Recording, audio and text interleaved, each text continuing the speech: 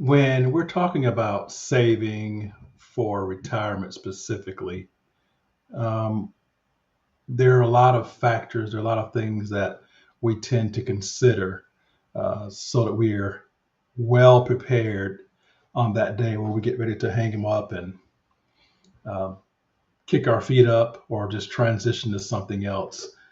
And those things I can think of off the top of my head are things like, you would have to live below your means so that you establish a margin.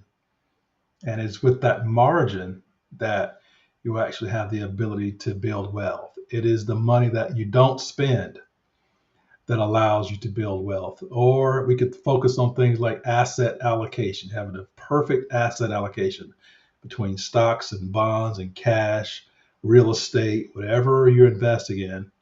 Uh, we just try to have that perfect asset allocation to maximize our returns while minimizing the volatility. Or we can look for the perfect fund or the perfect individual stock to fit into our portfolio, just so it's just right, we have the right balance, uh, and it's going to create the income that we need to retire on. We can do things like trying to shuffle things around to squeeze out one more percentage point on your return. And that one more percentage point is going to be the difference between an okay retirement and a great retirement. But of all the things that we can consider or that we have to consider, the number one factor that determines how your retirement goes is how much money you invest. It's not all these other things. It's not having the perfect mix. The number one factor is, are you putting money in? And what percentage of your income are you putting in? That is the number one determinant um, as to how well things will go the day you decide to retire. The other things are important. Asset allocation is important. I mean, because as you get closer to retirement, you tend to uh, have a little more conservative portfolio. You tend to have more cash or bonds and reduce the amount of equities because of the volatility involved in equities. That is important, but there's not one single factor that outweighs the importance of putting money in, and specifically what percentage of your income you put into your retirement account. So I wanted to share a chart here with you, a table that really kind of gives us an idea. There's a lot going on here, but I think we can. I think we can. I think I might be able to blow this up a little bit more, maybe. I better leave it alone. So this is a table put together by a gentleman named Wade Pfau. And because a lot of times people want to know, okay, how much money do I need to invest in retirement to have a comfortable retirement? That's a question that a lot of people ask. And this table tends to answer that question to some degree. Again, personal finance is personal. This is not going to fit everybody's situation, but it gives us a good guideline, I think. And if you are familiar with Dave Ramsey's 7 baby steps, I think a lot of you probably are. Dave, in baby step number 4, he talks about investing 15% of your household income for retirement. And if you look at this chart, you can see how that's fairly consistent with what you have here. So what's going on with this chart? So first of all, you got 2 major categories. Right here is talking about replacement rate. In other words, if you look at your final salary, what percent of your final salary would you want to replace? That's important. So here, you see, this is this first part saying we're only talking about replacing 50% of your final salary. Now, you may be saying that's not much. Well, you got to think about once you get to retirement, there are a lot of things that you spend money on now that you don't have to in retirement. One of the big ones is you're no longer saving for retirement. So that money is no longer coming out of your account. You're no longer contributing that money to your 401k.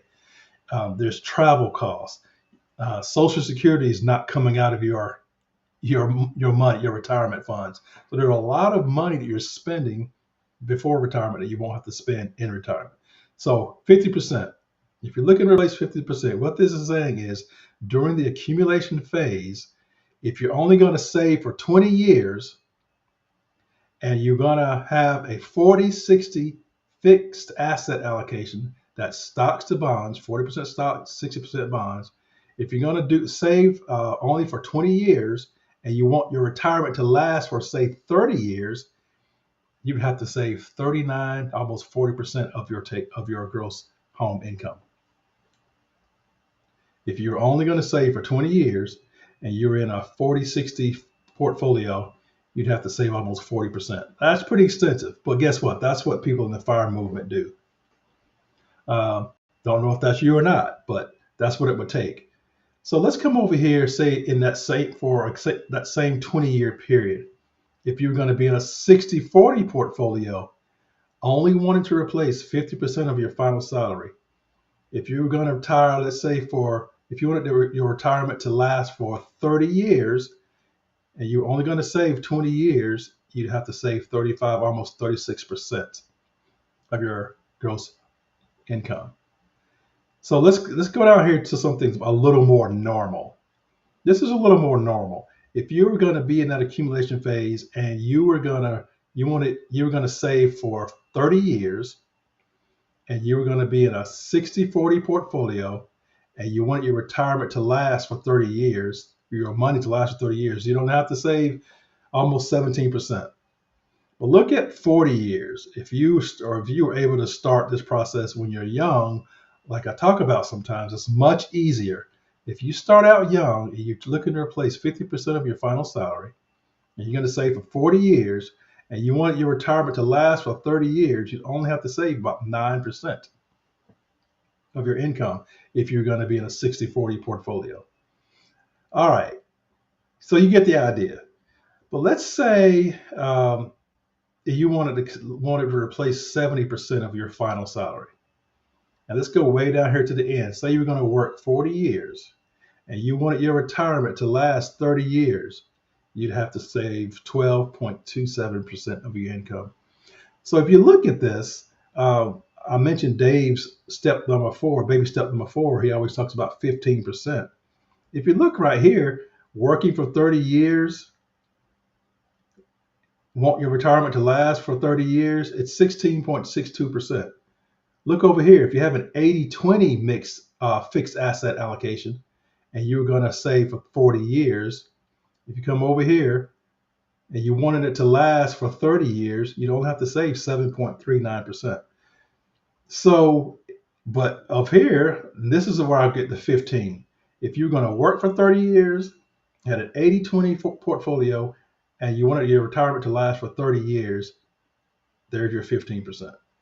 So this is a great chart because a lot of times people, as I said, want to understand, at least get an idea of how much money they'd have to save for retirement. But this is a pretty good visual of what you'd like to be, of what you need to be doing.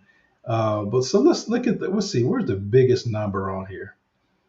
If you're going to only be in a 40-60 portfolio, and you wanted to replace 70% of your final salary, and you work for 40 years, if you work for only 20 years, and you wanted your retirement to last for 40 years, you'd have to save 65, almost 66% of your gross pay. So if this looks daunting to you, I wouldn't let it get to that point. But it does give us an idea of how important it is that we do put some attention on this if you have that desire. I mean, if a person doesn't have a desire to retire and just wants to die on the job, then none of this is important. But if you're really thinking about taking that step and really serious about putting yourself in a situation where you have the option not to continue to work, these percentages give you a pretty good idea of what you should be doing. I think I want to look at one last thing.